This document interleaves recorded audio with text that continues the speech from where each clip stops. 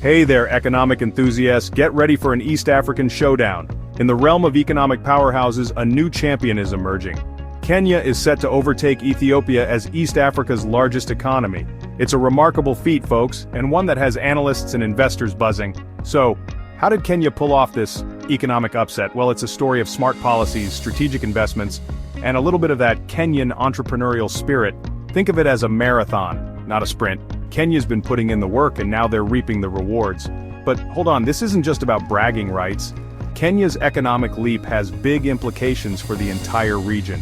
Think increased trade, more investment, and a whole lot of competition. It's a win-win for East Africa, and frankly, we're here for it. All right, folks, let's talk numbers. When it comes to measuring economic muscle, GDP is the name of the game. And in 2025, the International Monetary Fund projects Kenya's GDP to hit a cool $132 billion.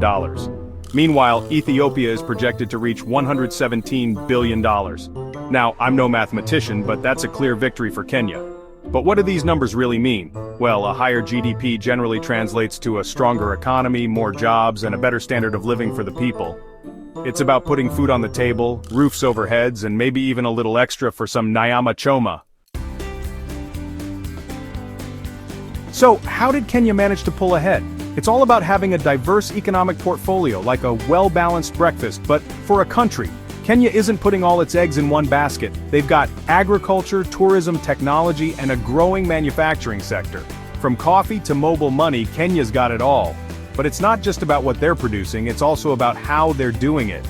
Kenya has been investing heavily in infrastructure like the new standard gauge railway, connecting Mombasa to Nairobi. This makes it easier and cheaper to move goods and people, boosting trade and economic activity. The Kenyan shilling soars, a beacon of stability. Now let's talk about money, honey. The Kenyan shilling has been on a roll, appreciating against major currencies. In fact, in 2024, it was the world's best-performing currency, gaining a whopping 21%. That's like finding a 20-quid note in your old jeans, a welcome surprise. This currency stability is a big deal, folks. It makes Kenya an attractive destination for foreign investment as businesses feel more confident about the future. And when businesses invest, it creates jobs and boosts the economy. It's a virtuous cycle. Ethiopia's uphill battle currency and inflation woes. Now, let's turn our attention to Ethiopia. It's not all sunshine and roses, unfortunately. Ethiopia has been grappling with some economic challenges, particularly with its currency and inflation. In July 2024, the Ethiopian birr experienced a significant devaluation, losing over 55% of its value against the US dollar. Ouch! This devaluation has led to a surge in import costs, making essential goods more expensive for ordinary Ethiopians. And when prices go up, it eats into people's purchasing power, leading to a decline in living standards. It's a tough situation, and the government is working hard to address these challenges.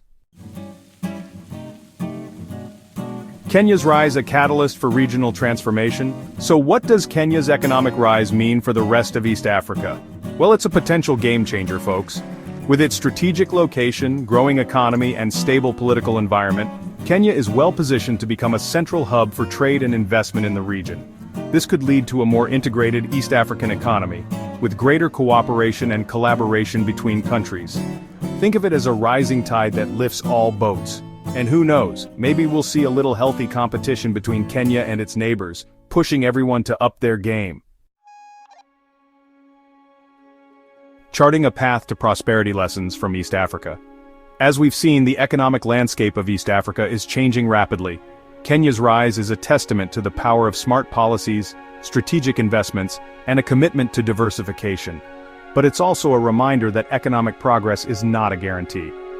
Ethiopia's challenges highlight the importance of addressing structural issues such as currency volatility and inflation to ensure sustainable and inclusive growth. The key takeaway here, folks, is that there's no one-size-fits-all approach to economic development. Each country needs to find its own path, tailored to its unique circumstances and challenges.